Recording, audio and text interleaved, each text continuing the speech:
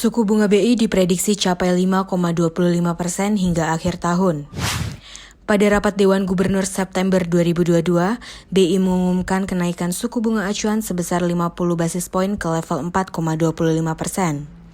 Keputusan tersebut sebagai langkah preventif untuk merespon lonjakan inflasi yang dipengaruhi oleh kenaikan harga BBM.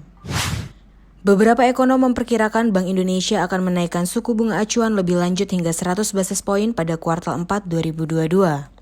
Kepala Ekonom Bank Permata Joshua Pardede menyampaikan bahwa keputusan BI yang melebihi ekspektasi pasar tersebut berpotensi mendukung penguatan rupiah secara terbatas. Hingga akhir tahun ini, The Fed diperkirakan akan kembali menaikkan suku bunga hingga ke level 4,5% atau lebih dari 100 BPS.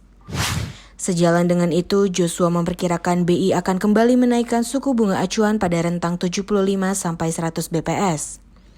Lebih lanjut, dengan upaya pemerintah menjaga defisit APBN 2022 agar lebih rendah dari 4% dari PDB dan maksimal 3% dari PDB pada 2023, diperkirakan akan mendorong daya tarik mengingat sebagian besar negara lain masih diliputi isu tingginya rasio hutang dan defisit fiskal. Dengan perkembangan tersebut, Joshua memperkirakan pergerakan yield SBN tenor 10 tahun akan berkisar 7-7,5% hingga akhir tahun. Ekonom Bank Mandiri Faisal Rahman juga memperkirakan BI akan lebih agresif mengubah kebijakan moneter longgar ke kebijakan yang lebih ketat untuk menjaga stabilitas. Ia menyebutkan tingkat inflasi telah melebihi batas sasaran BI 2-4% sejak Juni 2022 dan diperkirakan akan melebihi 6% pada akhir 2022.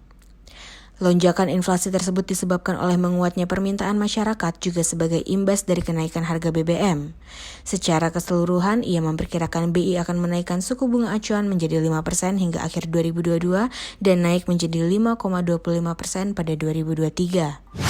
Kemungkinan kenaikan suku bunga Bank Indonesia juga makin berpotensi terjadi setelah adanya aliran modal asing keluar sebesar 3,53 triliun rupiah pada minggu keempat September 2022.